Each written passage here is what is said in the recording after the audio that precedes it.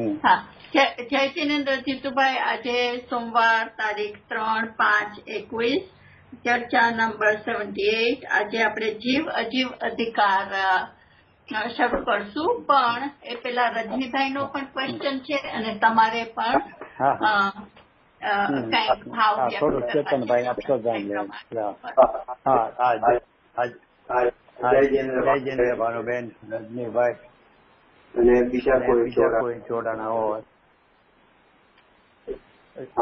અચ્છા, હવે આજે આમ તો આપણે જે રિવિઝન કરીએ છીએ જીવ અજીવ અધિકારનું, પણ એ શરૂ કરતા પહેલા છે જ આપણે ચેતનભાઈ નું, હમણાં બધા એટલા ચેતનભાઈ એમ જ નહીં, પણ હમણાં લગભગ આજનો દિવસ છોડીને લગભગ રોજ જે અમારે સુવર્ણપુરી સમાચાર જે ચિંતન જે વોટ્સએપમાં સંભાળે છે લગભગ રોજ 1 મરણ 2 મરણ, કોઈ વાર 4 મરણ, આમ કન્ટિન્યુઅસ મરણ જ હમણાં તો કેટલાય દિવસથી સમાચાર આવ્યા જ કરે છે.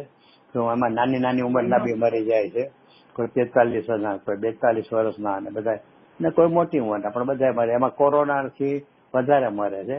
એટલે જાણે કે કોરોના જાણે અત્યારે મુમુક્ષુ ઉપસર્ગ કર્યો હોય ને એવી દશા છે. અને આમ જો તો ધાર્મિક ગતિવિધિ કોરોનાએ ઉપસર્ગ જ કર્યો હોય. મંદિરે બધા બંધ છે, સોનગઢમાં બધું બંધ છે, ગામમાં બી કેટલાક મરી ગયા તે બધું, અને દરેક મંડળોમાં દેવલાલી આ તે બધે મંદિરો બંધ, બધું બંધ. આપણે ગુરુદેવની જન્મ જયંતિ હોય કે બેનસની સમ્યક જયંતિ કે અષ્ટાનિકા કે જે કાંઈ પ્રસંગ કાંઈ ખબર જ ન પડે. ગુરુદેવનો પરિવર્તન દિવસ પછી ઓનલાઈન કરીએ તો મન મનાવવા જેવું, ત્યાં જૂનું હોય ને એવું બધું. પણ આમ જે જાહેરમાં એટલે આમ જયારે ઉપસર્ગ હોય ને એવું થઈ ગયું. અને એમાં ચેતનભાઈનો પ્રસંગ તો સડનલી એવો બની ગયો કે એમ જ લાગે કે કલ્પનામાં જ ન બેસે. અને જયારે સવારના જીતુભાઈ શેઠે મને ફોન ખબર આપ્યા ને તો એને કીધા પછી મૂંઝાણ, એટલે મને હોલ્ડ પર રાખીને ખબર ફરીથી પાકું કરું. એટલે ખબર હતી છતાં માન્યામાં નહોતું આવતું એવો પ્રસંગ મને. કારણ કે આમ એમની કોઈ તબિયત એવી નહોતી, એનું શરીરનો બાંધો જોઈએ તો એવું ન લાગે કે કાંઈ કોઈ બીમાર માણસ કે નબળા માણસ કે અશક્ત માણસ હશે.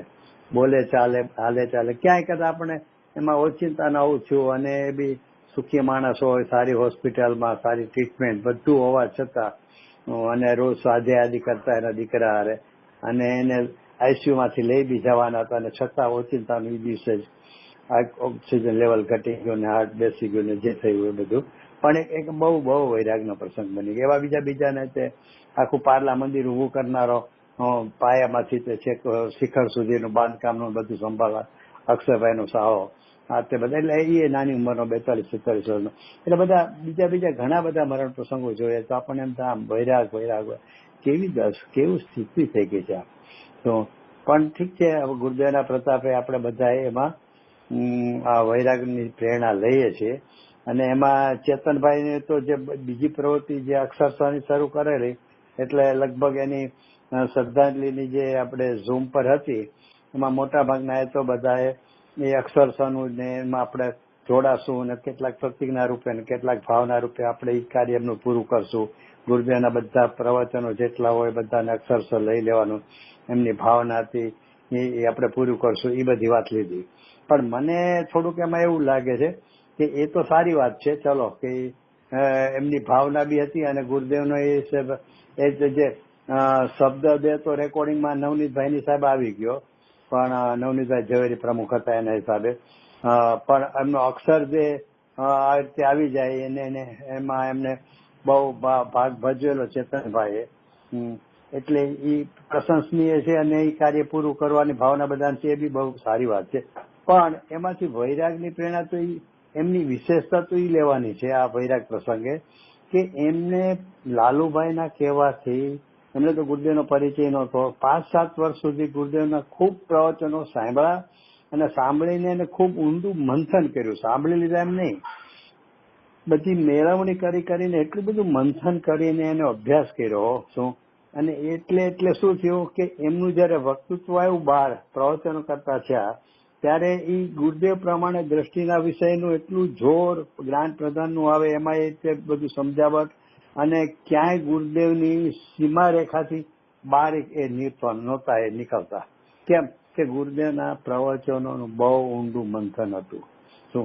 એટલે એમાંથી ખરેખર આપણે ચેતનભાઈને ઓલી ભાવના પૂરી કરવાની ભાવના બધા ભાવે છે, કે આપણે બધા અક્ષરશઃમાં અમે આમ કરશું ને અમે આમ કરશું, પણ ખરેખર તો ઈ એમ માને કે ઈ આપણી ભાવાંજલિ છે. પણ ખરી ભાવાંજલિ તો મને એવું લાગે છે કે એમણે જે પોતાના માટે કર્યું, એટલે કે ગુરુદેવના ખૂબ પ્રવચનો સાંભળ્યા અને એનું ઊંડું મંથન કર્યું, એટલે ખરેખર આપણે તો એમાંથી ઈ પ્રેરણા લેવા જેવી છે. અને એને જ ખરેખર તો જે આ લોકો ભાવાંજલિનું બધું કહે છે, હું એ ખરેખર એ ગણાય. કારણ કે જેમાંથી આત્માનું હિત થતું હોય ને ભાઈ, તો એની પ્રધાનતા હોય. તો ઓલું બહારનો વ્યવહારનું તો બધું છે ને, ટોડરમલજી તો ત્યાં સુધી કહે છે કે વ્યવહાર ધર્મ કાર્યો મેં પ્રવર્તે, એમાં તો અવસર જતો રહે છે. શું ઠીક છે, તમે ધંધામાંથી ટાઈમ કાઢીને અક્ષરશઃ લખવા બેસો તો તમને એટલું લાભનું કારણ છે.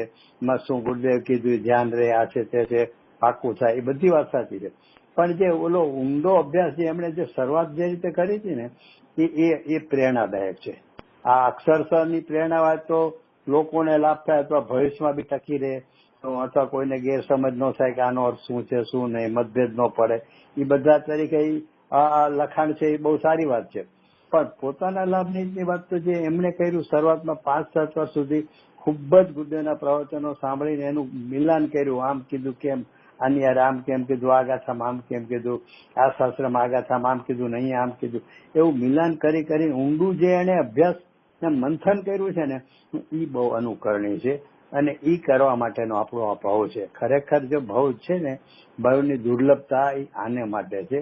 ઓલા બધા વ્યવહાર કાર્યની વાત તો હોય છે, એને વિકલ્પ. એટલે આપણે શું કરવું છે કે પેલા આટલું ઊંડું મંથન કરી, આટલું કર્યા પછી આપણને વિકલ્પ રહે તો પછી જોડાવું કે ભાઈ આ આપણે શાસ્ત્રના અક્ષરશઃ લખવામાં આપણે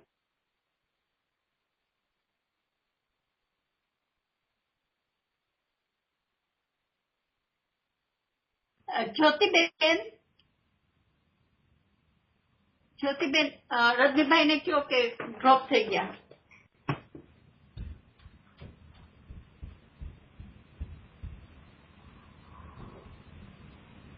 આ લોકો ભાનુબેન અહીંયા મારું પણ બંધ થઈ ગયું છે. આપણે બેન ચાલુ છે, એ લોકો નથી ચાલુ. તમારે હા, હવે આવે છે. હું ફોન કરવા જતી. જ્યોતિબેન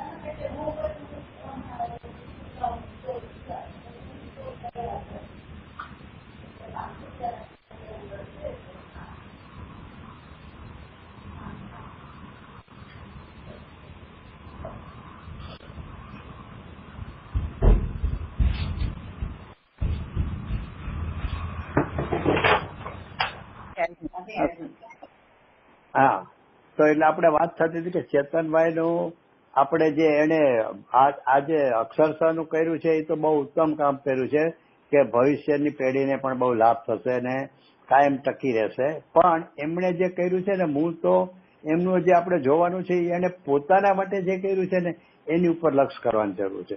એમણે શરૂઆત ક્યાંથી કરી કે 5-7 વર્ષ સુધી તો ગુરુદેવના ઘણા બધા અનેક પ્રવચનો, ભલે લાલુભાઈ માટે બહુ અર્પણ કરતી રહે, લાલુભાઈના કહેવાથી જ એમને કર્યું કે મારા ગુરુના પ્રવચનો તમે સાંભળો. પણ એ 5-7 વર્ષ ખૂબ સાંભળ્યા એટલે કેવી રીતે મંથન કરીને કે આ ગાથામાં આમ કેમ કીધું ને શાસ્ત્રમાં આ શાસ્ત્રમાં આમ કેમ કીધું, બધું મંથન કરીને એટલું બધું એને અંદર ઉતાર્યું છે ઈ આપણે અનુકરણી છે. અને એના લઈને એના વક્તૃત્વમાં જોશો તો ગુરુદેવ પ્રમાણેનું જોર આવશે દ્રષ્ટિના વિષયમાં, અને ક્યાંય એ સીમારેખાથી બહાર નથી જતા ગુરુદેવથી. અને જે કાંઈ કહે ને તેમાં ગુરુદેવનો આધાર હોય એટલું જ બોલતા. એટલે એ બધું ક્યારે થયું કે એને ખૂબ મંથન પૂર્વક આ બધા પ્રવચનોનું સાંભળવું અને મંથન કરીને અભ્યાસ કર્યો છે ને, એ વિશેષ લાભદાયી છે, એ વિશેષ અનુકરણી છે. ઓલું બી કરવા જેવું છે, પણ મુખ્યતઃ આની રાખીને એ હોય તો પોતાને વધારે લાભ થશે. એવો એક મને થોડો વિકલ્પ આવેલો. કારણ કે સામે તમે જોયું બધા. હા, આપણે આજે મંથન ની વાત કરીએ છીએ ને, એટલે એ મંથન શબ્દ બહુ બ્રોડ હશે મને લાગે. એનું એકચ્યુઅલી શું આપણે એમાંથી શું તાત્પર્ય કાઢવું કે આપણે મંથન કરીએ છીએ, આપણે તાળો મળે ત્યાં સુધી આપણે જેને કે દાખલામાં જ્યોમેટ્રીમાં જ્યાં સુધી આપણે પેલું થાય છે એ ના મળે ત્યાં સુધી આપણે બધા સ્ટેપ લેવા પડે. મંથન વિશે થોડું વધારે બધા વાત કરી કે સાચું મંથન પદ્ધતિ શું અને એનું તાત્પર્ય. મંથન એટલે શું છે કે સમજો કે જે અહીંયા જ ગાથા આવશે કે 44, 45, 46 બધામાં આગમમાં આમ કીધું છે, આગમમાં બધામાં એ બેમાં આગમમાં નિશ્ચયની વાત મૂકી અને એમાં બધું દુઃખ આદિને પૂજગલ સ્વભાવ જ કીધો. અને તરત 46માં કીધું નહીં, જીનવાણીમાં કીધેલું છે, આગમનું કથન છે. તો એને મેળવણી કરવી પડે કે આમ કેમ અહીંયા 45, 44, 45માં જે આટલું બધું જોર કરે છે કે પૂજગલ ના જ સ્વભાવ છે, અને વળી તરત જ 46 ગાથામાં પાછા કહે છે કે ના એ તો આ ભગવાનની વાણી છે. તો એને મિલન કરવું જોઈએ કે આપણે જે આવે એ સાંભળી લઈએ એમ નહીં કે આની પાછળનું રહસ્ય શું. તો એક એક શબ્દ ગુરુદેવ એટલો સરસ છે, આપણે હમણાં લેશું એમાં, છતાં બંધનનું પૂછો એટલે કહી દઉં કે ગુરુદેવ ત્યાં એટલો સરસ ખુલાસો કર્યો છે કે 44, 45 ગાથામાં આગમ એમાં જીનદેવનું વચન શબ્દ કીધો છે, અને 46માં જે પ્રશ્ન પૂછ્યો ને કે આ પૂતગલ આની જીવના છે, રાગાદી જીવના છે, તો કે ઈ જીનદેવનું વચન શબ્દ ન લખ્યો, ત્યાં જીનદેવનું કથન કીધું એટલે કે કહેવા માત્ર છે. એટલે જીનદેવે કહ્યું એટલે કે કહેવા માત્ર છે. એટલે ઈ ત્રણેય શબ્દમાં જીનદેવની જ વાત છે. તો ઓલામાં વચન શબ્દ કીધું, વચન એટલે કે આ મારું વચન, પ્રાણ જાય તો વચન ન જાય એમ કે છે ને, એટલે ઈ જીનદેવનું વચન છે. એટલે કે ઈ ખરેખર એમ છે, એટલે કે ત્યાં પરમાર જીવને બતાવ્યો છે ખરેખર એમ છે. ત્યારે તરત જ 46 ગાથામાં કીધું તો પણ આમ કેમ કીધું તો કે જીનદેવનું વચન નથી, એ જીનદેવનું કથન છે. એટલે કે કથન એટલે કહેવા માત્ર. અને બૃહદ રવિશંકરમાં તો એને વ્યવહાર એટલે લૌકિક કથન એવા અર્થમાં લીધું છે. એટલે એ 46માં એમ લીધું છે. એમ કરીને પોતે વિચારીને નિર્ણય કરે. મંથનનો અર્થ જ એ છે કે એ બધી મિલાન કરીને એમાંથી નિર્ણય કરે કે નહીં ખરેખર આમ છે, અને ઓલું કહેવા માત્ર છે, ઓલું સમજાવવા માટે છે. કોઈ અપેક્ષા છે સ્વતંત્રી ન થઈ જાય અથવા વેદનથી ન થઈ જાય એને માટે છે, પણ પ્રયોજનની સિદ્ધિ આને માટે છે. અથવા તો અનાદિથી હું આ જ માનતો આવ્યો છું, જે કથન માત્ર છે એને જ હું માનતો આવ્યો છું, એ મેં જ હું પોતાને માનતો આવ્યો છું. ત્યારે મેં જે પરમાર્થવાળી વાત, જે વચન છે, જીનદેવનું વચન છે, એ વચનને મેં માન્યું જ નથી. એવું બધું મિલાન કરે. પછી સમયસરમાં આમ છે તો પ્રવચનસારમાં આમ કેમ છે, નિયમસારમાં આમ કેમ છે. જેટલું પ્રવચનો સાંભળે ને એ ખાલી સાંભળીને ન કાઢે, એ બધાને મિલાન કરી એમાંથી નિર્ણય કરી પોતાને પ્રયોજનભૂત શું છે, શું અવલંબન લેવા યોગ્ય છે અને શું જાણવા માત્ર છે, હું એવો નિર્ણય કરે, એનું નામ મંથન છે. એટલે એમાં પછી આપણે પાંચ બોલતી કહીએ ને કે શબ્દાર્થ, સુનયાર્થ. હા, ઈ એમાં હું મંથનમાં નથી બહુ લેતો, એટલા માટે ઈ છે ને ઈ એક શાસ્ત્રના અભ્યાસની પદ્ધતિની વાત છે. તો કે આ બધા અર્થ છે એટલે તો શું કે તમને એટલો વિસ્તાર ખબર હોય કે આ અપેક્ષા આમ છે, આ અપેક્ષા આમ છે, અન્ય મતના નિરાકરણ માટે આમ છે. એ બધું એક જ્ઞાનની વિશાળતામાં જાય છે, અને મંથન છે ને એ જ્ઞાનની સૂક્ષ્મતામાં જાય છે. કારણ કે એને મૂળ સ્વભાવ તરફ આવવું છે ને, તો સ્વભાવ તરફ આવવા માટે ઉપયોગની સૂક્ષ્મતા જોશે, વિશાળતા નહીં ચાલે, વિશાળતાથી નહીં જવાય. અને વિશાળતાથી જતો હોય તો ટ્રાવેલિંગ ને તો 9 પૂરો 11 જ્ઞાનની વિશાળતા થઈ ગઈ હોય છે. તો એટલે વિશાળતાથી નથી જતો. ચોથા ગુણસ્થાન તો ક્યાં એટલું જ્ઞાન એવું ખુલ્યું છે, તો છતાં એ આત્માનો અનુભવ કરી લે છે. એટલે સૂક્ષ્મતા માટે મંથન છે ને એ સૂક્ષ્મતા. અને 5 પ્રકાર તમે જે કીધા ને એ એક જ્ઞાન શાસ્ત્રની શું શૈલી છે, કથન કરવાની શું શૈલી છે, ક્યાં કઈ અપેક્ષાથી કીધું છે, એ બધું સમજવા માટે છે. અને તો પછી ચિંતન અને મંથનમાં શું ફરક? ના, ચિંતન ને મંથનમાં કાંઈ ફેરક નહીં, પણ ચિંતનમાં એટલું લેવાય, મંથનમાં બધા સાથે મેળવણી કરે, અને ચિંતનમાં શું છે, એમાંથી જે વિષય એને ગ્રહણ કર્યો ને, તો ઓહો આમાંથી આ બધાનું કહીને તાત્પર્ય તો આ છે, તો પ્રયોજન સિદ્ધિ તો અહીંથી થાય છે, પછી એના વિશે ચિંતન કરે કે ઓહો પરમાર્થે જીવ આવો જ છે, એટલે કે હું આવો જ છું, હું આ બધામાંથી મંથનમાંથી જે સાર નીકળો એનું ચિંતન કરે. ઓલામાં બધાની મેળવણી આવે, મંથનમાં ખાલી એક જ વિષયની બધી ગાથાઓની કે જે કાંઈ, જેમ કે અહીંયા આપણે ચોથી ગાથા છઠ્ઠી ગાથાનું છે જ્ઞેયાકારમાં, તો એ ક્યાં ક્યાં નીકળે છે એ મને એ જ દેખાણા કરે કે જો જ્ઞેયાકારમાં જ્ઞાયક જણાવી રહ્યો તો કઈ 33માં કળશમાં નીકળ્યું છે, એ બધું મંથનમાં જાય, મેળવણી કરે છે. પણ પછી આખા ઓલામાં પ્રયોજનમાં ઓહો જ્ઞેયાકાર અવસ્થામાં પણ જ્ઞાયક જણાવી રહ્યો છે, એ જ જ્ઞાયક હું છું, તો એનું ચિંતન કરે. એટલે એ ચિંતન મંથનમાંથી જે તારવું છે, હું એ વિષય ઉપર ઊંડામાં ઊંડી વિચારણા કરે, એનું નામ ચિંતન છે, જો ભેદ પાડવો હોય તો. અને પછી મનન ચિંતન એક છે.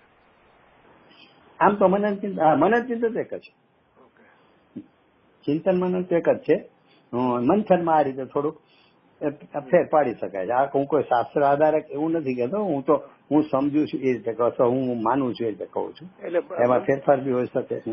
બંધનમાં બધી અપેક્ષાઓ બધાની મેળવણી, અને પછી મેળવણી કરીને એનો સાર કાઢે, ચિંતનમાં જ વિચારે વધારે. હા, પછી એની ઉપર જ ખોલન એક જ કહેવાય, ચિંતન મનન ને ખોલન.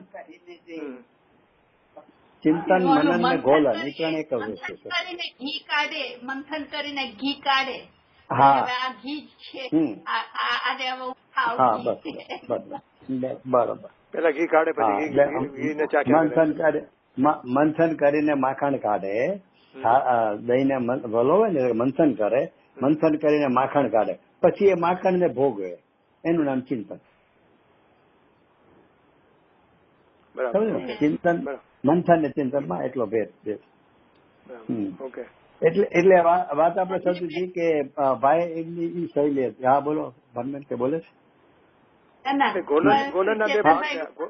રજનીભાઈ ને એક ક્વેશ્ચન છે ને,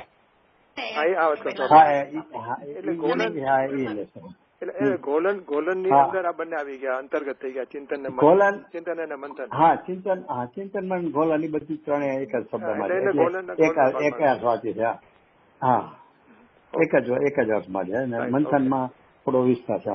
અચ્છા, એટલે આ તો વાત થતી હતી કે ચેતનભાઈ ની છે ને, આમ સામાન્ય બધા જે મેં જોયું શ્રદ્ધાંજલિમાં અક્ષરશઃ ઉપર બધા બહુ એની પ્રશંસા નાતે કરી છે, સારું કાર્ય છે એની વાત નહીં, પણ મૂળ એને જે કર્યું છે ને, ઈ તો જે આવડું જે મંથન વાળું જે એને ગુરુદેવના પ્રવચનોનું શ્રવણ મનન એ બધું જે કર્યું છે ને, ઈ આપણે અનુકરણીય છે.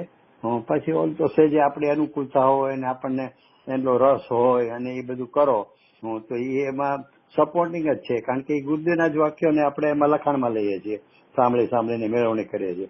પણ ઓલું તો શું એ એટલા પૂરતું શબ્દ બોલ્યા ને છે કે નહીં, લખવાના પાછા મેળવવાના, કે ગુરુદેવ બોલ્યામાં કઈ ફેર નથી ને લખવામાં કઈ ફેર નથી, એ બધી મેળવણી હેલા કરે છે. ઓલું તો છે ને પ્રવચન સાંભળીને એની ધૂન ચડે ને કે ઓહો આ ગાથામાં આમ કીધું છે. હા, એટલે ઈ વસ્તુ જ આખી એનો અભ્યાસની પદ્ધતિ અંતર્મુખી છે, મેળવણી વાળી, અને આ તો બહિર્મુખી મેળવણી કે બોલ્યા એ શબ્દ એમાં લખાણા છે કે નહીં, પછી એમાં રસ્વા દીર્ઘ કોમા માત્ર ક્યાં છે કે નહીં, એ બધી મેળવણીમાં જ ઉપયોગ રહ્યા કરે છે જે કામ કરતા હોય છે. અને ઓલામાં તો આખું એનો આખી લાઈન જ જુદી છે, એનો ઉપયોગનો ધ્યેય જ આખું જુદું છે કે સાંભળીને એ અંદર તરફ કેમ આવે એ પદ્ધતિ છે, એ એને અપનાવેલી હતી, એટલે એ વધારે પ્રશંસનીય છે એવું મને લાગે છે. અને મંથન બેઝિક છે, પણ આપણે ભૂમિકા અનુસાર રાગ આવે એટલે મંથનમાં તો રહી શકાતું નથી આખો વખત, ત્યારે આ રીતે કરે સમય. હા, બસ એટલે મૂળ ધ્યેય આપણું આ હોવું જોઈએ કે એને જે કાર્ય કર્યું પોતાના માટે 5-7 વર્ષ શરૂઆતમાં ખૂબ પ્રવચન સાંભળીને એનો જ અભ્યાસ ને મંથન ચિંતન વગેરે મેળવણી વગેરે ઈ આપણું મુખ્ય લક્ષ્ય હોવું જોઈએ. આપણે એમાં ટાઈમ એટલો ન આપી શકાય, આપણને એટલું ન એમાં રોકાવાતું હોય, અને આપણે આગળ ટાઈમ સ્પેર છે અને આપણને રસ બી આવે છે, અને આ તો પ્રભાવનાનું કામ છે, તો કરવું જોવે, અને એમાં કાંઈ એ તો પ્રશંસનીય જ છે. પણ મૂળ આપણને એટલું મગજમાં એટલું તો આપણું કહેવાય ને કોન્સેપ્ટ ક્લિયર હોવો જોવે કે કરવા યોગ્ય કાર્ય જે છે ને એ આત્મહિત લક્ષી વાળું એ આ છે. પછી ઓલું સાચું હોય. જેમ કે તમને દાખલો આપું કે નામઠામ ને ગામ નહીં બોલું, કારણ કે જેને ખબર હોય એ પાછા સમજી જશે. એટલે પણ વાંચનકાર વાંચવા ગયા કોઈ જગ્યાએ તો ગુરુદેવ કે અરે પોતે પામ્યા વગર બીજાને સમજાવવા જાય છે. હા. પછી ગુરુદેવને પ્રચારમાં રસ હતો. રોજ આત્મધર્મ પછી પાછળથી તો આવતું કેટલા આ વખતે કેટલા જણા ગયા, 500 ગયા, 558 ગયા, પછી 1100 ગયા. ગુરુદેવ આટલા બધા પર્યુષણમાં ગયા. હવે એ એક છે ને પ્રભાવનાના વિકલ્પની દ્રષ્ટિએ એ વાત હતી. અને ઓલી ગુરુદેવે મૂળ વાત કરી હતી કે પેલા પોતે પોતાને પોતે પામ્યા વગર બીજાને. અને તમને ખ્યાલ હોય તો બેન્સીના એક પત્રમાં બી આવે છે કે પોતે ચડે છે, ચડવા પોતે ચડી રહ્યો છે, હજી ચડ્યો નથી અને બીજાને ચડાવવા જાય છે તો પડે છે. એટલે એમ કે પોતે પેલા પામી લેવું જોઈએ, પછી બીજાને પમાડવાની વાત હોય. એટલે કહેવાનો મતલબ છે કે મૂળ આપણું ધ્યેયમાં એક ચોખ્ખું થઈ જવું જોઈએ કે મારું મૂળ પ્રયોજન તો આ છે કે ગુરુદેવના પ્રવચનો અથવા બીજા અભ્યાસ જે કરીએ એનું મંથન પૂર્વક કરી અને આત્માની સન્મુખતામાં વધારે ઉપયોગ મળી શકે એ પ્રયોજન વાળું કામ મારે પહેલા કરવાનું છે. પછી સપોર્ટિંગમાં અથવા તો મારે સમયની અનુકૂળતામાં અથવા તમે કીધું એમ કે એટલું બધું એમાં ન ટકી શકાતું હોય તો સ્પેર ટાઈમમાં આ બધું આપણે કરીએ તો એ પ્રશંસનીય છે. પણ મૂળ ઓલું છે એ એક એનો ભેદ પડવો જોઈએ. બરાબર. બહુ સરસ. કેમ કે આપણે પ્રકાશભાઈ પણ હંમેશા મને ઘણા વર્ષો પહેલા એને મને કીધું કે ગુરુદેવે આમ કીધેલું છે. એટલે કે પોતાનું પેલા કોળીઓ ખાવાનો, પછી બીજાને પીરસવાનું અધ્યાત્મમાં. આપણે એરલાઇનમાં જઈએ ને તો અનાઉન્સમેન્ટ કરે ને પેલા સેફટીમાં, પેલા ઓલી ડ્રોપ થાય ને જયારે ઓલું પ્રેશર ઓછું થઈ જાય તો પેલા આપણે આપણા નાકે બાંધવાનું, આપણા મોઢા પર બાંધવાનું, પછી બાજુવાળાના નાના છોકરા બરોબર એમ જ છે. એટલે આમે ગુજરાત આ તો સ્વાર્થનો માર્ગ છે. સ્વાર્થ કેટલા કે બીજાને નુકસાન કરવું ઈ સ્વાર્થ નહીં. લૌકિકમાં સ્વાર્થ એટલે હું બીજાને નુકસાન કરીને પોતાનું વસૂલ કરે એમ નહીં. સ્વાર્થ કેટલા પોતાના હિતનું પોતે કરી લેવા. એનું કારણ છે ભાઈ દુર્લભ મનુષ્ય ભાવ, આટલો દુર્લભ જેની આપણે વચ્ચે કરેલું ઓલા શાસન આધારે બધું લીધું હતું કેટલી દુર્લભતા છે. હવે એવો દુર્લભ યોગ સુધી આપણે પહોંચ્યા અહીંયા સુધી. અને હજી આપણે જો અને ટોડર મળીએ તો ચોખ્ખું ત્યાં સુધી આપણે વાત થઈ ને કે એમ જ કીધું કે વ્યવહાર ધર્મ કાર્ય વિશે પ્રવર્તે તો સબ અવસર તેમાં જતો રહે છે. પહેલા પોતાનું હિત કરી લ્યો, પછી તમે વ્યવહાર ધર્મ કાર્ય. અને તમને ખબર છે તો કે આવું કહેવાય નહીં, પણ હું મારા ઘરનું નથી કીધું, ન્યાલભાઈએ કીધું છે કે વાત્સલ્ય અને પ્રભાવનાથી હલકું કોઈ કાર્ય નથી સમજતો. તો ત્યાં ઓલા અશુભના કાર્યની હારે સરખામણી થોડી કરવી છે. એને એમ કેવું છે કે પોતાના હિત માટે, આત્મહિત માટેનો જે એને પ્રયત્ન અને પુરુષાર્થ કરવો છે ને એની અપેક્ષા ઓલા બધા કાર્યમાં જોડાવા જેવું નથી. કારણ કે એ કાર્ય એટલો વિકલ્પાત્મક છે, હું એમાં ને એમાં તમારો બધો વખત જતો રહેશે.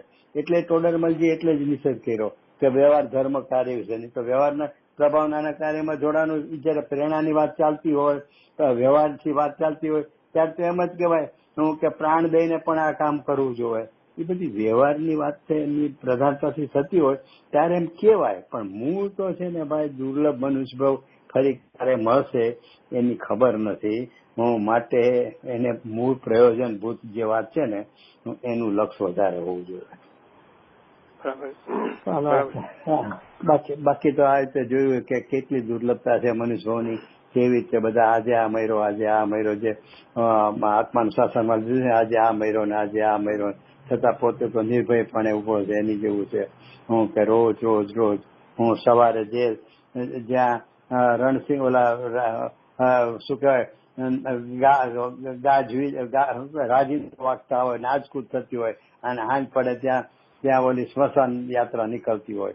હવે આવી દશા હોય ત્યાં બીજું શું આમાં શેનું રાચવું? એને તો આ જ મુખ્યતા હોવી જોઈએ. બાકી તો બધા વિકલ્પો હોય અને બધાના વિકલ્પોના પ્રકાર જુદા જુદા હોય છે. એટલે પછી જેને જેમાં જોડાવવું હોય જોડાય. એમાં કાંઈ એ બધું પ્રભાવનાનું કાર્ય છે એ કાંઈ નુકસાનકારક તો નુકસાનકારક કરતા બીજા કોઈને નુકસાન તો થવાનું જ નથી એમાં.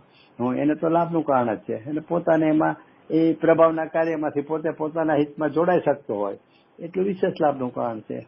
બાકી ન ટકી શકતો હોય તો પ્રભાવના કારણે જોડાય તો ખરો જ ને. અશુભમાં થોડું એને જોડાવવું છે. ચાલો, એટલે આ તો આ વખતે પ્રસંગો બધા બહુ બની ગયા ને, એટલે જરાક એવા વિકલ્પ.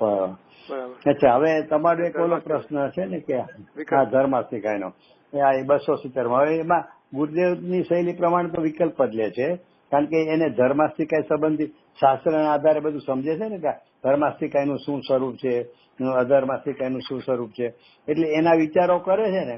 એ વિચારો છે એમાં હું પણ છે વિકલ્પમાં, એટલે એ વિકલ્પમાં હું પણ છે ને, હું એનું નામ જ કે ધર્માસ્તિકાય. આમે આપણે જોઈએ કે નવ તત્વમાં જે લે છે જીવ અજીવમાં જે, તો એમાં મોક્ષ ને ક્યાં છે? અજ્ઞાની જીવને ક્યાં છે મોક્ષ થતો? અજ્ઞાનીનું જ્ઞાનીને ક્યાં મોક્ષ થતો છે? તો બહિ તત્વ હેમની જે વાત લીધી નિયમસારમાં બધા, તો ત્યાં મોક્ષ છે જ ક્યાં? તેને હે કરવાનો છે.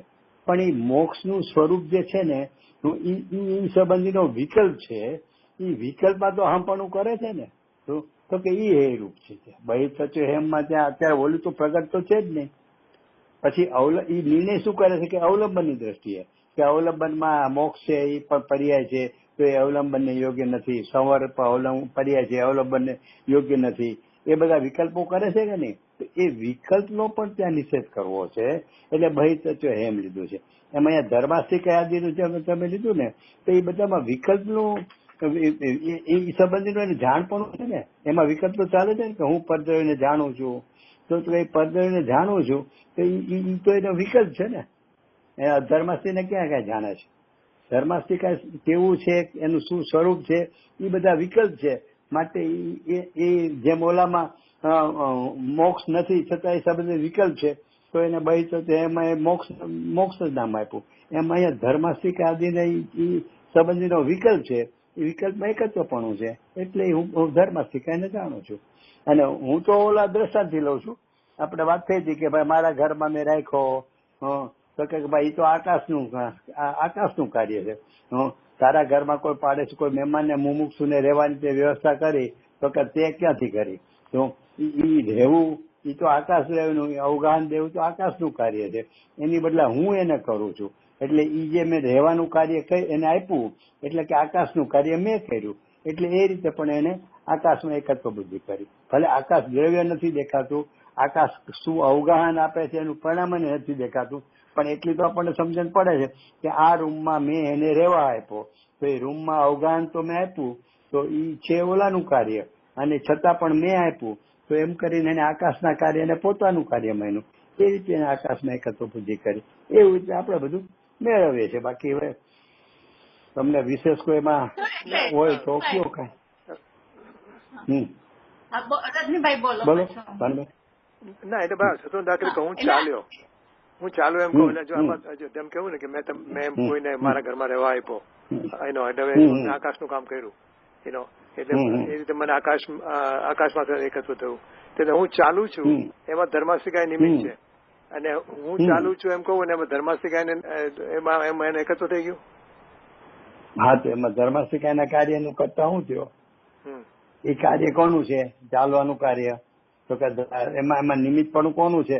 હું ચાલો એટલે શરીર, આપણા બે દ્રવ્ય લેવા પડશે નિમિત્ત તરીકે. તો કે આત્મા અને આરે શરીર. તો કે મેં આમ પગ ચલાવ્યો, બરાબર છે. તો કે ઈ ચલાવવાનું કાર્ય, શરીરને જે ચલાવવાનું કાર્ય છે એમાં નિમિત્ત તો હું છું જ નહીં. નિમિત્ત તો ધર્માસ્તિકાય છે. એની બદલે હું એમાં નિમિત્ત છું એમ માનું કે ના હું નિમિત્ત છું. અરે નિમિત્તે ધર્માસ્તિકાય છે. તો ધર્માસ્તિકાયના નિમિત્તપણાનો બદલે તું એનો કરતા થશો, એ શરીરને ચલાવવાનો. તો એ ધર્માસ્તિકાયનું નિમિત્તપણું છે એનો કરતા તું થયો, કારણ કે એ કાર્યનું તો એની યાર સંબંધ વાળું છે. શરીરનું ચાલવું એનું ઉપાદાન કાર્ય, એની ક્રિયાવતી શક્તિ, અને નિમિત્ત કાર્ય તો કે ધર્માસ્તિકાય. તો એ ધર્માસ્તિના કાર્યનો હું કરતા થયો કે મેં ચલાવ્યું, તો એટલે ધર્માસ્તિકાય સાથે એને એકત્વ કર્યું. એવું બધું, કારણ કે નથી જે આપણને પકડાતું ધર્માસ્તિ અધર્માસ્તિ આકાશ છે, એટલે પછી આપણે કાંઈક ને કાંઈક રીતે વિચારીને મેળવવું પડશે. બાકી તો શું બીજું કે જે જન્મ મિથ્યા દ્રષ્ટિ જીવ છે, મિથ્યા દ્રષ્ટિ અજ્ઞાની, એનો જ્યાં સુધી એને ભેજ્ઞાન થયું નથી, જ્યાં સુધી એના આત્મામાં એકત્વ થયું નથી, તો કે ને કે જાણેલાનું શ્રદ્ધા ન હોય, જેને જેને જાણે છે એમાં એને શ્રદ્ધા થાય છે. એટલે એટલે એમાં મારાપણું કરે છે. એટલે આમ એટલે શું કહેવાય, બુદ્ધિપૂર્વક એમ નથી કહેતો કે ધર્માસ્તિકાય મારું છે કે હું ધર્માસ્તિકાય છું, પણ બરાબર છે. હા, જયસિનેન્દ્ર જીતુભાઈ, આજે સોમવાર તારીખ 3/5/21, ચર્ચા નંબર 78. આજે આપણે જીવ અજીવ અધિકાર શરૂ કરશું, પણ એ પેલા રજનીભાઈ નો પણ ક્વેશ્ચન છે અને તમારે પણ કઈક ભાવ થોડું ચેતનભાઈ આપશો જય ભાનુબેન, રજનીભાઈ અને બીજા કોઈ જોડાણા હોય. અચ્છા, હવે આજે આમ તો આપણે જે રિવિઝન કરીએ છીએ જીવ અજીવ અધિકારનું, પણ એ શરૂ કરતા પહેલા છે જ આપણે ચેતનભાઈ નું, હમણાં બધા એટલા ચેતનભાઈ એમ જ નહીં, પણ હમણાં લગભગ આજનો દિવસ છોડીને લગભગ રોજ જે અમારે સુવર્ણપુરી સમાચાર જે ચિંતન જે વોટ્સએપમાં સંભાળે છે લગભગ રોજ 1 મરણ 2 મરણ, કોઈ વાર 4 મરણ, આમ કન્ટિન્યુઅસ મરણ જ હમણાં તો કેટલાય દિવસથી સમાચાર આવ્યા જ કરે છે. તો એમાં નાની નાની ઉંમરના બી મરી જાય છે, કોઈ 43 વર્ષના, કોઈ 42 વર્ષના, અને બધા ને કોઈ મોટી ઉંમરના પણ બધા મરે. એમાં કોરોનાથી વધારે મરે છે. એટલે જાણે કે કોરોના જાણે અત્યારે મુમુક્ષુ ઉપસર્ગ કર્યો હોય ને એવી દશા છે. અને આમ જો તો ધાર્મિક ગતિવિધિ કોરોનાએ ઉપસર્ગ જ કર્યો હોય, મંદિરે બધા બંધ છે, સોનગઢમાં બધું બંધ છે, ગામમાં બી કેટલાક મરી ગયા તે બધું, અને દરેક મંડળોમાં દેવલાલી આ તે બધે મંદિરો બંધ, બધું બંધ. આપણે ગુરુદેવની જન્મ જયંતિ હોય કે બેનસની સમ્યક જયંતિ કે અષ્ટાનિકા કે જે કાંઈ પ્રસંગ કાંઈ ખબર જ ન પડે, ગુરુદેવનો પરિવર્તન દિવસ પછી ઓનલાઈન કરીએ તો મન મનાવવા જેવું, આ જૂનું હોય ને એવું બધું. પણ આમ જે જાહેરમાં એટલે આમ જયારે ઉપસર્ગ હોય ને એવું થઈ ગયું. અને એમાં ચેતનભાઈનો પ્રસંગ તો સડનલી એવો બની ગયો કે એમ જ લાગે કે કલ્પનામાં જ ન બેસે. અને જયારે સવારના જીતુભાઈ શેઠે મને ફોન ખબર આપ્યા ને તો એને કીધા પછી મૂંઝાણ, એટલે મને હોલ્ડ પર રાખીને ખબર ફરીથી પાકું કરું. એટલે ખબર હતી છતાં માન્યામાં નહોતું આવતું એવો પ્રસંગ મને. કારણ કે આમ એમની કોઈ તબિયત એવી નહોતી, એનું શરીરનો બાંધો જોઈએ તો એવું ન લાગે કે કાંઈ કોઈ બીમાર માણસ કે નબળા માણસ કે અશક્ત માણસ હશે. બોલે ચાલે, હાલે ચાલે, ક્યાંય કદાચ આપણે એમાં ઓચિંતા ન આવું થયું. અને એ બી સુખી માણસ હોય, સારી હોસ્પિટલમાં સારી ટ્રીટમેન્ટ બધું હોવા છતાં, અને રોજ સ્વાધ્યાય કરતા એના દીકરા હારે, અને એને આઈસીયુ માંથી લઈ બી જવાના હતા, અને છતાં ઓચિંતાનું એ દિવસે જ ઓક્સિજન લેવલ ઘટી ગયું ને હાર્ટ બેસી ગયું ને જે થયું એ બધું.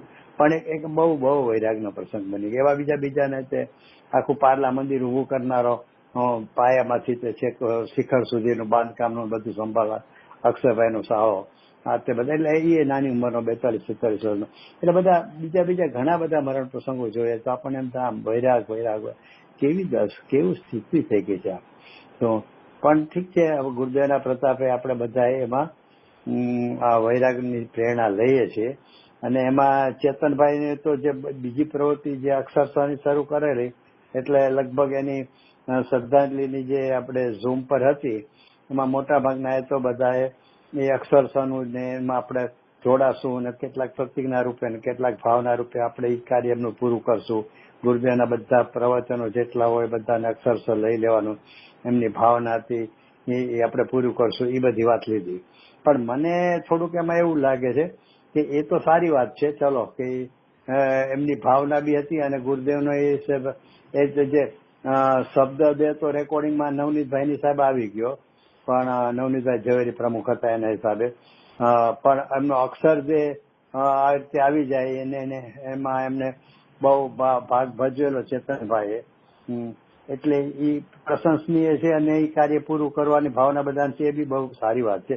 પણ એમાંથી વૈરાગની પ્રેરણા તો એમની વિશેષતા તો એ લેવાની છે આ વૈરાગ પ્રસંગે, કે એમને લાલુભાઈના કહેવાથી, એમને તો ગુરુદેવનો પરિચય નહોતો, 5-7 વર્ષ સુધી ગુરુદેવના ખૂબ પ્રવચનો સાંભળ્યા, અને સાંભળીને એને ખૂબ ઊંડું મંથન કર્યું. સાંભળી લીધા એમ નહીં, બધી મેળવણી કરીને એટલું બધું મંથન કરીને એનો અભ્યાસ કર્યો શું.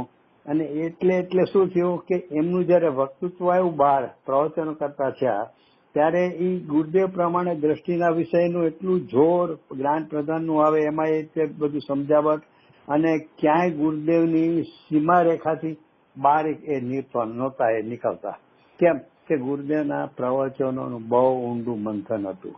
શું એટલે એમાંથી ખરેખર આપણે ચેતનભાઈને ઓલી ભાવના પૂરી કરવાની ભાવના બધા ભાવે છે કે આપણે બધા અક્ષરશઃમાં અમે આમ કરશું ને અમે આમ કરશું, પણ ખરેખર તો ઈ એમ માને કે ઈ આપણી ભાવાંજલિ છે. પણ ખરી ભાવાંજલિ તો મને એવું લાગે છે કે એમણે જે પોતાના માટે કર્યું, એટલે કે ગુરુદેવના ખૂબ પ્રવચનો સાંભળ્યા અને એનું ઊંડું મંથન કર્યું, એટલે ખરેખર આપણે તો એમાંથી ઈ પ્રેરણા લેવા જેવી છે. અને એને જ ખરેખર તો જે આ લોકો ભાવાંજલિનું બધું કહે છે, હું એ ખરેખર એ ગણાય. કારણ કે જેમાંથી આત્માનું હિત થતું હોય ને ભાઈ, શું એની પ્રધાનતા હોય. તો ઓલું બહારનો વ્યવહારનું તો બધું છે ને, ટોડર અમલજી તો ત્યાં સુધી કહે છે કે વ્યવહાર ધર્મ કાર્યો મેં પ્રવર્તે, એમાં તો અવસર જતો રહે છે. શું ઠીક છે, તમે ધંધામાંથી ટાઈમ કાઢીને અક્ષરશઃ લખવા બેસો તો તમને એટલું લાભનું કારણ છે. એમાં શું ગુરુદેવ કીધું ધ્યાન રહે, આ છે તે છે, પાકું થાય, એ બધી વાત સાચી છે. પણ જે ઓલો ઊંડો અભ્યાસ જે એમણે જે શરૂઆત જે રીતે કરી હતી ને, એ પ્રેરણાદાયક છે. આ અક્ષરશઃની પ્રેરણા વાત તો લોકોને લાભ થાય અથવા ભવિષ્યમાં બી ટકી રહે, અથવા કોઈને ગેરસમજ ન થાય કે આનો અર્થ શું છે શું નહીં, મતભેદ ન પડે, એ બધા તરીકે આ લખાણ છે એ બહુ સારી વાત છે. પણ પોતાના લાભની વાત તો જે એમણે કર્યું શરૂઆતમાં 5-7 વર્ષ સુધી ખૂબ જ ગુરુદેવના પ્રવચનો સાંભળીને એનું મિલાન કર્યું, આમ કીધું કેમ, આની યાર આમ કેમ કીધું, આ ગાથામાં આમ કેમ કીધું, આ શાસ્ત્રમાં આ ગાથામાં આમ કીધું, નહીં આમ કીધું, એવું મિલાન કરી ઊંડું જે એને અભ્યાસ ને મંથન કર્યું છે ને, એ બહુ અનુકરણીય છે. અને એ કરવા માટેનો આપણો આ ભાવ છે. ખરેખર જો ભાવ છે ને, ભાવની દુર્લભતા એ આને માટે છે. ઓલા બધા વ્યવહાર કાર્યની વાત તો હોય છે, એને વિકલ્પ. એટલે આપણે શું કરવું છે કે પેલા આટલું ઊંડું મંથન કરી, આટલું કર્યા પછી આપણને વિકલ્પ રહે તો પછી જોડાવું કે ભાઈ આ આપણે શાસ્ત્રના અક્ષરશઃ લખવામાં આપણે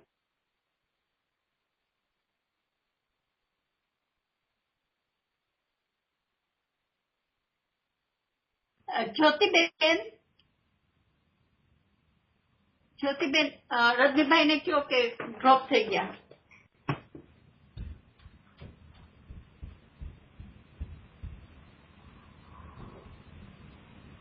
આ લોકો ભાનુબેન અહીંયા મારું પણ બંધ થઈ ગયું છે. આપણે બેન ચાલુ છે, એ લોકો નથી ચાલુ. તમારે હા, હવે આવે છે. હું ફોન કરવા જતી. જ્યોતિબેન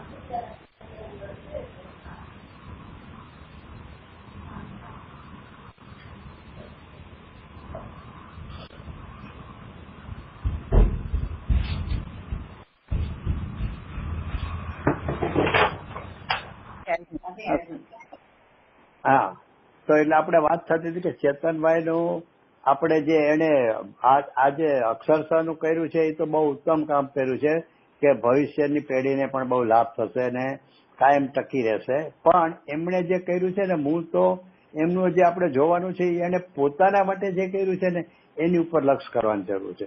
એમણે શરૂઆત ક્યાંથી કરી કે 5-7 વર્ષ સુધી તો ગુરુદેવના ઘણા બધા અનેક પ્રવચનો, ભલે લાલુભાઈ માટે બહુ અર્પણ કરતી એટલે લાલુભાઈના કહેવાથી જ એમને કહ્યું કે મારા ગુરુના પ્રવચનો તમે સાંભળો, પણ એ પાછળ ખૂબ સાંભળ્યા એટલે કેવી રીતે મંથન કરીને કે આ ગાથામાં આમ કેમ કીધું ને શાસ્ત્રમાં આ શાસ્ત્રમાં આમ કેમ કીધું, બધું મંથન કરીને એટલું બધું એને અંદર ઉતાર્યું છે. એ આપણે અનુકરણીય છે અને એના લઈને એના વક્તૃત્વમાં જોશો તો ગુરુદેવ પ્રમાણેનું જોર આવશે દ્રષ્ટિના વિષયમાં, અને ક્યાંય એ સીમારેખાથી બહાર નથી જતા ગુરુદેવથી, અને જે કાંઈ કહે ને તેમાં ગુરુદેવનો આધાર હોય એટલું જ બોલતા. એટલે એ બધું ક્યારે થયું કે એને ખૂબ મંથન પૂર્વક આ બધા પ્રવચનોનું સાંભળવું અને મંથન કરીને અભ્યાસ કર્યો છે ને, એ વિશેષ લાભદાયી છે, એ વિશેષ અનુકરણીય છે. ઓલું બી કરવા જેવું છે, પણ મુખ્યતા આની રાખીને એ હોય તો પોતાને વધારે લાભ થશે. એવો એક મને થોડો વિકલ્પ આવેલો, કારણ કે સામે તમે જોયું બધા. હા, આપણે આજે મંથન ની વાત કરીએ છીએ ને, એટલે એ મંથન શબ્દ બ્રોડ હશે મને લાગે. એનું એકચ્યુઅલી શું આપણે એમાંથી શું તાત્પર્ય કાઢવું કે આપણે મંથન કરીએ છીએ, આપણે તાળો મળે ત્યાં સુધી આપણે જેને કે દાખલામાં જ્યોમેટ્રીમાં જ્યાં સુધી આપણે થાય છે એ નામણે ત્યાં સુધી આપણે બધા સ્ટેપ લેવા પડે. મંથન વિશે થોડું વધારે બધા વાત કરી કે સાચું મંથન પદ્ધતિ શું અને એનું તાત્પર્ય. મંથન એટલે શું છે કે સમજો કે જે અહીંયા જ ગાથા આવશે કે 44, 45, 46 બધામાં આગમમાં આમ કીધું છે, આગમમાં બધામાં એ બેમાં આગમમાં નિશ્ચયની વાત મૂકી અને એમાં બધું દુઃખ આદિને પૂજગલ સ્વભાવ જ કીધો, અને તરત 46માં કીધું નહીં, જીનવાણીમાં કીધેલું છે, આગમનું કથન છે. તો એને મેળવણી કરવી પડે કે આમ કેમ અહીંયા 45, 44, 45માં જે આટલું બધું જોર કરે છે કે પૂજગલ ના જ સ્વભાવ છે, અને વળી તરત જ 46 ગાથામાં પાછા કહે છે કે ના એ તો આ ભગવાનની વાણી છે. તો એને મિલન કરવું જોઈએ કે આપણે જે આવે એ સાંભળી લઈએ, એમ નહીં કે આની પાછળનું રહસ્ય શું. તો એક શબ્દ ગુરુદેવ એટલો સરસ છે, આપણે હમણાં લેશું એમાં, છતાં મંથન પૂછો એટલે કહી દઉં કે ગુરુદેવ ત્યાં એટલો સરસ ખુલાસો કર્યો છે કે 44, 45 ગાથામાં આગમ એમાં જીનદેવનું વચન શબ્દ કીધો છે, અને 46માં જે પ્રશ્ન પૂછ્યો ને કે આ પૂતગલ આની જીવના છે, રાગાદી જીવના છે, તો કે ઈ જીનદેવનું વચન શબ્દ ન લખ્યો, ત્યાં જીનદેવનું કથન કીધું એટલે કે કહેવા માત્ર છે. એટલે જીનદેવે કહ્યું એટલે કે કહેવા માત્ર છે. એટલે ઈ ત્રણેય શબ્દમાં જીનદેવની જ વાત છે. તો ઓલામાં વચન શબ્દ કીધું, વચન એટલે કે આ મારું વચન, પ્રાણ જાય તો વચન ન જાય એમ કે છે ને, એટલે ઈ જીનદેવનું વચન છે, એટલે કે ઈ ખરેખર એમ છે. એટલે કે ત્યાં પરમાર જીવને બતાવ્યો છે ખરેખર એમ છે. ત્યારે તરત જ 46 ગાથામાં કીધું તો પણ આમ કેમ કીધું તો કે જીનદેવનું વચન નથી, એ જીનદેવનું કથન છે. એટલે કે કથન એટલે કહેવા માત્ર, અને બૃહદ રવિશંકરમાં તો એને વ્યવહાર એટલે લૌકિક કથન એવા અર્થમાં લીધું છે. એટલે એ 46માં એમ લીધું છે. એમ કરીને પોતે વિચારીને નિર્ણય કરે. મંથનનો અર્થ જ એ છે કે એ બધી મિલાન કરીને એમાંથી નિર્ણય કરે કે નહીં ખરેખર આમ છે, અને ઓલું કહેવા માત્ર છે, ઓલું સમજાવવા માટે છે. કોઈ અપેક્ષા છે સ્વતંત્રી ન થઈ જાય અથવા વેદનથી ન થઈ જાય એને માટે છે, પણ પ્રયોજનની સિદ્ધિ આને માટે છે. અથવા તો અનાદિથી હું આ જ માનતો આવ્યો છું, જે કથન માત્ર છે એને જ હું માનતો આવ્યો છું, એ મેં જ હું પોતાને માનતો આવ્યો છું. ત્યારે મેં જે પરમાર્થવાળી વાત, જે વચન છે, જીનદેવનું વચન છે, એ વચનને મેં માન્યું જ નથી. એવું બધું મિલાન કરે. પછી સમયસરમાં આમ છે તો પ્રવચનસારમાં આમ કેમ છે, નિયમસારમાં આમ કેમ છે, જેટલું પ્રવચનો સાંભળે ને એ ખાલી સાંભળીને ન કાઢે, એ બધાને મિલાન કરી એમાંથી નિર્ણય કરી પોતાને પ્રયોજનભૂત શું છે, શું અવલંબન લેવા યોગ્ય છે અને શું જાણવા માત્ર છે, હું એવો નિર્ણય કરે, એનું નામ મંથન છે. એટલે એમાં પછી આપણે પાંચ બોલતી કહીએ ને કે શબ્દાર્થ, સુનયાર્થ. હા, ઈ એમાં હું મંથનમાં નથી બહુ લેતો, એટલા માટે ઈ છે ને ઈ એક શાસ્ત્રના અભ્યાસની પદ્ધતિની વાત છે. તો કે આ બધા અર્થ છે, એટલે તો શું કે તમને એટલો વિસ્તાર ખબર હોય કે આ અપેક્ષા આમ છે, આ અપેક્ષા આમ છે, અન્ય મતના નિરાકરણ માટે આમ છે. એ બધું એક જ્ઞાનની વિશાળતામાં જાય છે, અને મંથન છે ને એ જ્ઞાનની સૂક્ષ્મતામાં જાય છે. કારણ કે એને મૂળ સ્વભાવ તરફ આવવું છે ને, તો સ્વભાવ તરફ આવવા માટે ઉપયોગની સૂક્ષ્મતા જોશે, વિશાળતા નહીં ચાલે, વિશાળતાથી નહીં જવાય. અને વિશાળતાથી જતો હોય તો ટ્રાવેલિંગ ને તો 9 પૂરો 11 જ્ઞાનની વિશાળતા થઈ ગઈ હોય છે. તો એટલે વિશાળતાથી નથી જતો. ચોથા ગુણસ્થાન તો ક્યાં એટલું જ્ઞાન એવું ખુલ્યું છે. તો છતાં એ આત્માનો અનુભવ કરી લે છે. એટલે સૂક્ષ્મ માટે મંથન છે ને એ સૂક્ષ્મતા, અને 5 પ્રકાર તમે જે કીધા ને એ એક જ્ઞાન શાસ્ત્રની શું શૈલી છે, કથન કરવાની શું શૈલી છે, ક્યાં કઈ અપેક્ષાથી કીધું છે, એ બધું સમજવા માટે છે. અને તો પછી ચિંતન અને મંથનમાં શું ફરક? ના, ચિંતન ને મંથનમાં કાંઈ ફરક નહીં, પણ ચિંતનમાં એટલું લેવાય, મંથનમાં બધા સાથે મેળવણી કરે, અને ચિંતનમાં શું છે, એમાંથી જે વિષયને ગ્રહણ કર્યો ને તો ઓહો આમાંથી આ બધાનું કહીને તાત્પર્ય તો આ છે, હું પ્રયોજનની સિદ્ધિ તો અહીંથી થાય છે, પછી એના વિશે ચિંતન કરે કે ઓહો પરમાર્થે જીવ આવો જ છે, એટલે કે હું આવો જ છું, હું આ બધામાંથી મંથનમાંથી જે સાર નીકળો એનું ચિંતન કરે. ઓલામાં બધાની મેળવણી આવે, મંથનમાં ખાલી એક જ વિષયની બધી ગાથાઓની કે જે કાંઈ, જેમ કે અહીંયા આપણે ચોથી ગાથા છઠ્ઠી ગાથાનું જે જ્ઞેયાકારમાં તો એ ક્યાં નીકળે છે એ મને એ જ દેખાણા કરે કે જો જ્ઞેયાકારમાં જ્ઞાયક જણાવી રહ્યો તો કઈ 33માં કળશમાં નીકળ્યું છે, એ બધું મંથનમાં જાય, મેળવણી કરે છે. પણ પછી આખા ઓલામાં પ્રયોજનમાં ઓહો જ્ઞેયાકાર અવસ્થામાં પણ જ્ઞાયક જણાવી રહ્યો છે, એ જ જ્ઞાયક હું છું, તો એનું ચિંતન કરે. એટલે એ ચિંતન મંથનમાંથી જે તારવું છે હું એ વિષય ઉપર ઊંડામાં ઊંડી વિચારણા કરે, એનું નામ ચિંતન છે, જો ભેદ પાડવો હોય તો. અને પછી મનન ચિંતન એક છે? આમ તો મનન ચિંતન એક જ છે, ચિંતન મનન તો એક જ છે.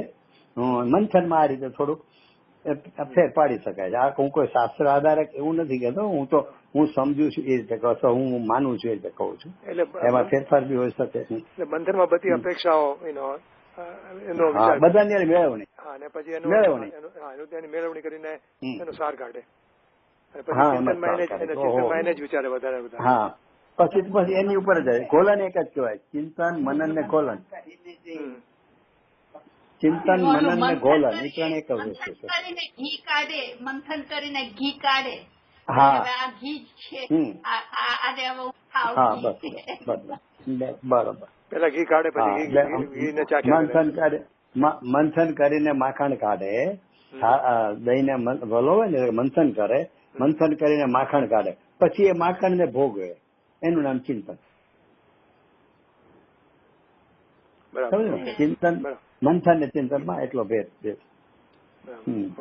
એટલે વાત આપણે થતી હતી કે ભાઈ એમની ઈ શૈલી હતી. હા બોલો ભરમેન કે બોલે છે. રજનીભાઈ ને એક ક્વેશ્ચન છે ને,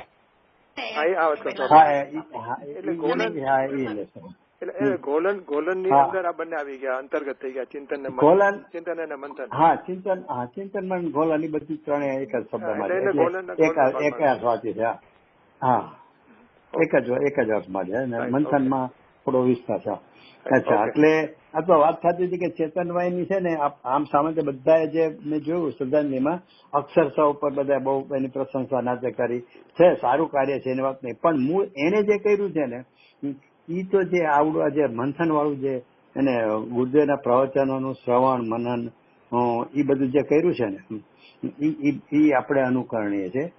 પછી ઓલ તો છે જે આપણી અનુકૂળતા હોય ને આપણને એટલો રસ હોય અને એ બધું કરો તો એમાં સપોર્ટિંગ જ છે, કારણ કે ગુરુદેવના જ વાક્યોને આપણે એમાં લખાણમાં લઈએ છીએ, સાંભળીને મેળવણી કરીએ છીએ.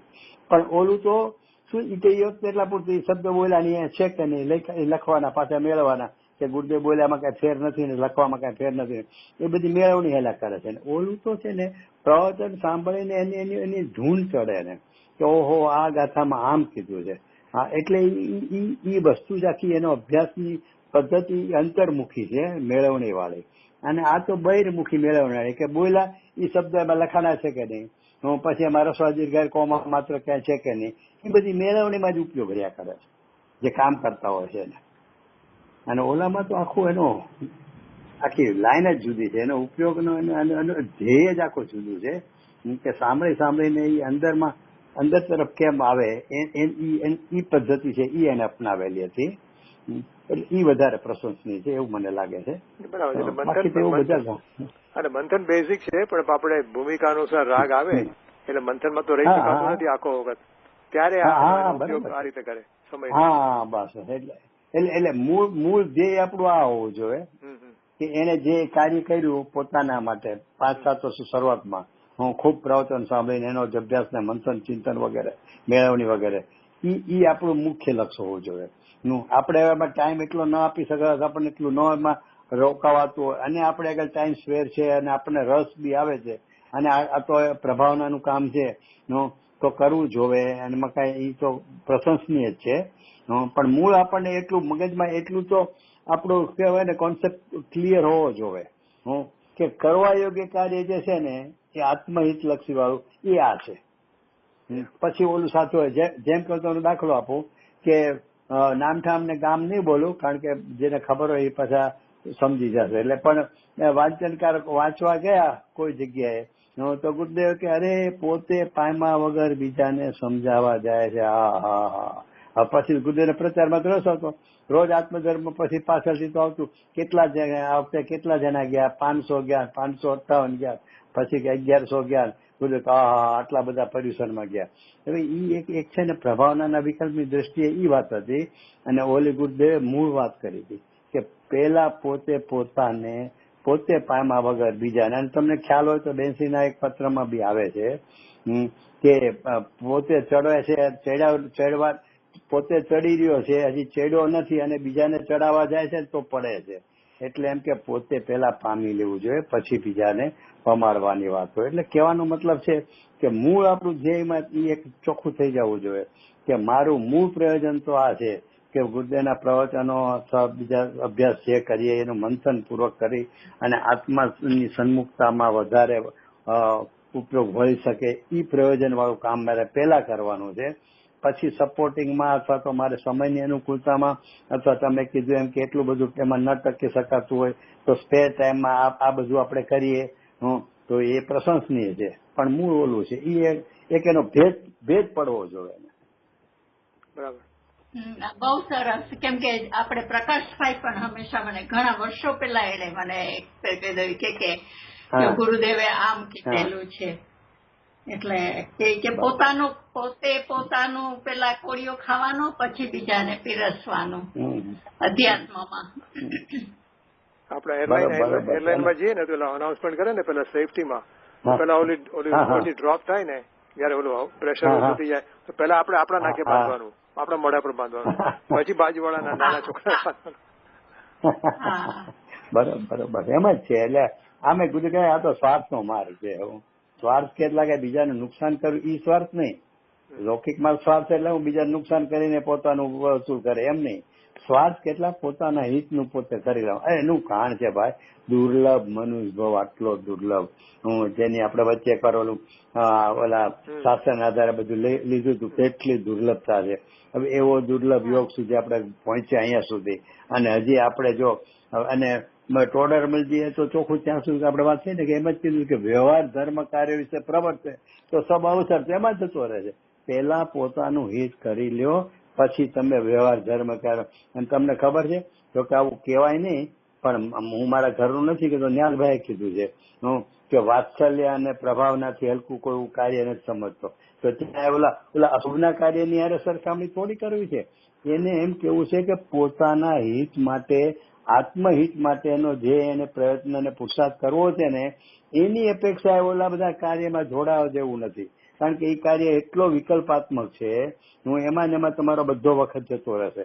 એટલે ટોડરમલજી એટલે જ નિષેધ કર્યો કે વ્યવહાર ધર્મ કાર્ય વિશે. નહીં તો વ્યવહારના પ્રભાવનાના કાર્યમાં જોડાનું જયારે પ્રેરણાની વાત ચાલતી હોય વ્યવહારથી વાત ચાલતી હોય ત્યારે તો એમ જ કહેવાય કે પ્રાણ દઈને પણ આ કામ કરવું જોઈએ. એ બધી વ્યવહારની વાત છે એની પ્રધાનતાથી થતી હોય ત્યારે એમ કહેવાય. પણ મૂળ તો છે ને ભાઈ દુર્લભ મનુષ્ય ભાવ ફરી ક્યારે મળશે એની ખબર નથી. માટે એને મૂળ પ્રયોજનભૂત જે વાત છે ને એનું લક્ષ્ય વધારે હોવું જોઈએ. બાકી તો આ રીતે જોયું કે કેટલી દુર્લભતા છે મનુષ્યની. કેવી રીતે બધા આજે આ મહિરો જે આત્માનું શાસનમાં લીધું છે આજે આ મહિરો ને આજે આ મહિરો છતાં પોતે તો નિર્ભયપણે ઉભો છે. એની જેવું છે કે રોજ હું સવારે જ્યાં રણસિંહ ઓલા શું કહેવાય રાજી વાગતા હોય નાચકૂદ થતી હોય અને હાંજ પડે ત્યાં ઓલી સ્મશાન યાત્રા નીકળતી હોય. હવે આવી દશા હોય જ્યાં ત્યાં બીજું શું આમાં શેનું રાચવું, એને તો આ જ મુખ્યતા હોવી જોઈએ. બાકી તો બધા વિકલ્પો હોય અને બધાના વિકલ્પોના પ્રકાર જુદા જુદા હોય છે. એટલે પછી જેને જેમાં જોડાવવું હોય જોડાય. એમાં કાંઈ એ બધું પ્રભાવનાનું કાર્ય છે એ કાંઈ નુકસાનકારક કરતા બીજા કોઈને નુકસાન તો થવાનું જ નથી એમાં. એને તો લાભનું કારણ જ છે. અને પોતાને એમાં એ પ્રભાવના કાર્યમાંથી પોતે પોતાના હિતમાં જોડાઈ શકતો હોય એટલું વિશેષ લાભનું કારણ છે. બાકી ન ટકી શકતો હોય તો પ્રભાવના કારણે જોડાય તો ખરો જ ને. અશુભમાં થોડું એને જોડાવવું છે. ચાલો, એટલે આ તો આ વખતે પ્રસંગો બધા બહુ બની ગયા ને, એટલે જરાક એવા વિકલ્પ. અચ્છા, હવે તમારો એક ઓલો પ્રશ્ન છે ને કે આ ધર્માસ્તિકાયનો એ 270 હવે એમાં ગુરુદેવની શૈલી પ્રમાણે તો વિકલ્પ જ લે છે. કારણ કે એને ધર્માસ્તિકાય સંબંધિત શાસ્ત્રના આધારે બધું સમજે છે ને કે ધર્માસ્તિકાયનું શું સ્વરૂપ છે, અધર્માસ્તિકાયનું શું સ્વરૂપ છે. એટલે એના વિચારો કરે છે ને એ વિચારો છે એમાં હું પણ છે વિકલ્પમાં. એટલે એ વિકલ્પમાં હું પણ છે ને એનું નામ જ કે ધર્માસ્તિકાય. આમે આપણે જોઈએ કે નવ તત્વમાં જે લે છે જીવ અજીવમાં જે તો એમાં મોક્ષ ને ક્યાં છે, અજ્ઞાની જીવને ક્યાં છે મોક્ષ તત્વ, અજ્ઞાનીનું જ્ઞાનીને ક્યાં મોક્ષ તત્વ છે. તો બહિ તત્વ હેમની જે વાત લીધી નિયમસારમાં બધા તો ત્યાં મોક્ષ છે જ ક્યાં તેને હે કરવાનો છે. પણ એ મોક્ષનું સ્વરૂપ જે છે ને એ સંબંધીનો વિકલ્પ છે. એ વિકલ્પમાં તો હમપણું કરે છે ને તો કે ઈ હે રૂપ છે. બહિ તત્વ હેમમાં ત્યાં અત્યારે ઓલું તો પ્રગટ તો છે જ નહીં. પછી ઈ નિર્ણય શું કરે છે કે અવલંબનની દ્રષ્ટિએ કે અવલંબનમાં મોક્ષ છે એ પણ પર્યાય છે તો એ અવલંબનને યોગ્ય નથી. સંવર પર્યાય છે અવલંબનને યોગ્ય નથી. એ બધા વિકલ્પો કરે છે કે નહીં. તો એ વિકલ્પનો પણ ત્યાં નિષેધ કરવો છે. એટલે બહિ તત્વ હેમ લીધું છે. એમાં અહીંયા ધર્માસ્તિકાય આદિનું જે તમે લીધું ને તો એ બધામાં વિકલ્પનું એ સંબંધીનું એને જાણ પણ છે ને. એમાં વિકલ્પ તો ચાલે છે ને કે હું પરદ્રવ્યને જાણું છું તો એ પરદ્રવ્યને જાણું છું તો એ તો એનો વિકલ્પ છે ને. ધર્માસ્તિને ક્યાં ક્યાં જાણે છે. ધર્માસ્તિકાય કેવું છે એનું શું સ્વરૂપ છે એ બધા વિકલ્પ છે. માટે એ જેમ ઓલામાં મોક્ષ નથી છતાં એ સંબંધી વિકલ્પ છે તો એને બહિ તો એમાં મોક્ષ જ નામ આપ્યું. એમ અહીંયા ધર્માસ્તિકા આદિને એ સંબંધીનો વિકલ્પ છે. એ વિકલ્પમાં એકત્વપણું છે. એટલે હું ધર્માસ્તિકાયને જાણું છું. અને હું તો ઓલા દ્રષ્ટાંતથી લઉં છું. આપણે વાત થઈ હતી કે ભાઈ મારા ઘરમાં મેં રાખ્યો તો કે ભાઈ એ તો આકાશનું કાર્ય છે. તારા ઘરમાં કોઈ પાડોશી કોઈ મહેમાનને મુમુક્ષુને રહેવાની તે વ્યવસ્થા કરી તો કે તે ક્યાંથી કરી. તો એ રહેવું એ તો આકાશ રહેવું, અવગાહન દેવું તો આકાશનું કાર્ય છે. એની બદલે હું એને કરું છું. એટલે એ જે મેં રહેવાનું કાર્ય એને આપ્યું એટલે કે આકાશનું કાર્ય મેં કર્યું. એટલે એ રીતે પણ એને આકાશમાં એકત્વ બુદ્ધિ કરી. ભલે આકાશ દ્રવ્ય નથી દેખાતું, આકાશ શું અવગાહન આપે છે એનું પરિણામ નથી દેખાતું, પણ એટલી તો આપણને સમજણ પડે છે કે આ રૂમમાં મેં એને રહેવા આપ્યો તો એ રૂમમાં અવગાહન તો મેં આપ્યું તો એ છે ઓલાનું કાર્ય, અને છતાં પણ મેં આપ્યું તો એમ કરીને એને આકાશના કાર્ય અને પોતાનું કાર્ય માન્યું. એ રીતે એને આકાશમાં એકત્વ બુદ્ધિ કરી. એવું રીતે આપણે બધું મેળવીએ છીએ. બાકી હવે તમને વિશેષ કોઈમાં હોય તો કયો કાંઈ. રજનીભાઈ બોલો. બોલો. ના એટલે બસ હતો દાખલ કે હું ચાલ્યો એમ કહું. જો આમાં તેમ કેવું ને કે મેં કોઈને મારા ઘરમાં રહેવા આપ્યો એનો એટલે આકાશનું કામ કર્યું એનો એટલે એ રીતે મને આકાશમાં એકત્વ થયું. એટલે હું ચાલુ છું એમાં ધર્માસ્તિકાય નિમિત્ત છે. અને હું ચાલુ છું એમ કહું ને એમાં ધર્માસ્તિકાય એમાં એને એકત્વ થઈ ગયું. હા, તો એમાં ધર્માસ્તિકાયના કાર્યનું કરતા શું થયો? એ કાર્ય કોનું છે? ચાલવાનું કાર્ય. તો કે એમાં નિમિત્ત પણ કોનું છે? હું ચાલો એટલે શરીર આપણા બે દ્રવ્ય લેવા પડશે નિમિત્ત તરીકે. તો કે આત્મા અને આરે શરીર. તો કે મેં આમ ચલાવ્યો, બરાબર છે. તો કે ઈ ચલાવવાનું કાર્ય, શરીરને જે ચલાવવાનું કાર્ય છે એમાં નિમિત્ત તો હું છું જ નહીં. નિમિત્ત તો ધર્માસ્તિકાય છે. એની બદલે હું એમાં નિમિત્ત છું એમ માનું કે ના હું નિમિત્ત છું. અરે નિમિત્તે ધર્માસ્તિકાય છે. તો ધર્માસ્તિકાયના નિમિત્તપણાનો બદલે તું એનો કરતા થશો એ શરીરને ચલાવવાનો. તો એ ધર્માસ્તિકાયનું નિમિત્તપણું છે એનો કરતા તું થયો. કારણ કે એ કાર્યનું તો એની યાર સંબંધ વાળું છે. શરીરનું ચાલવું એનું ઉપાદાન કાર્ય એની ક્રિયાવતી શક્તિ અને નિમિત્ત કાર્ય તો કે ધર્માસ્તિકાય. તો એ ધર્માસ્તિના કાર્યનો હું કરતા થયો કે મેં ચલાવ્યું. તો એટલે ધર્માસ્તિકાય સાથે એકત્વ કર્યું. એવું બધું કારણ કે નથી જે આપણને પકડાતું ધર્માસ્તી અધર્માસ્તી કે આકાશ છે, એટલે પછી આપણે કાંઈક ને કાંઈક રીતે વિચારીને મેળવવું પડશે. બાકી તો શું બીજું અને કઈ એમ પણ આપણે એમ પણ મેળવણી શકાય કરીએ. કે જે જન્મ મિથ્યા દ્રષ્ટિ જીવ છે, મિથ્યા દ્રષ્ટિ અજ્ઞાની, એનો જ્યાં સુધી એને ભેજ્ઞાન થયું નથી, જ્યાં સુધી એના આત્મામાં એકત્વ થયું નથી, તો કહે ને કે જાણેલાનું શ્રદ્ધા ન હોય. જેને જેને જાણે છે એમાં એને શ્રદ્ધા થાય છે. એટલે એટલે એમાં મારાપણું કરે છે. એટલે આમ એટલે શું કહેવાય, બુદ્ધિપૂર્વક એમ નથી કહેતો કે ધર્માસ્તિકાય મારું છે કે હું ધર્માસ્તિકાય છું, પણ બરાબર છે. હા,